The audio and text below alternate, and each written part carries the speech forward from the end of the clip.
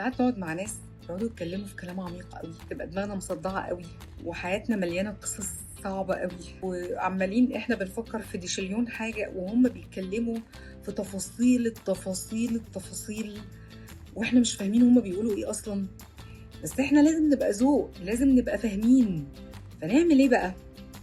ففي القعدات اللي زي كده الواحد يبقى قاعد يسمع الكلام، يا سلام والله، يحس الكلام بقى، يحس الكلام رايح في الجد فيبقى جد، يحس الكلام رايح في الخطر فيتخض، يحس الكلام رايح في سكة الهزار فيهزر، بس هو مش فاهم اصلا اي حاجة، وانتي قاعدة اصلا مش فاهمة هما بيقولوا ايه.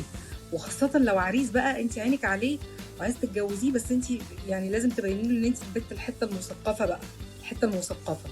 فانتي هتقعدي زي كده زي الكرسي وانتي مع رياكشنات الوش، ومع يعني حاولي تركزي قوي مع وشه، تطلعي هو بيقول ايه وتقولي، تتجاوبي. فاهمة حبيبتي؟ فاهم يا اسطى؟ طنطي، اذا عجبكم الفيديو اعملوا لايك وفولو وشير لطنطي وفعلوا الجرس.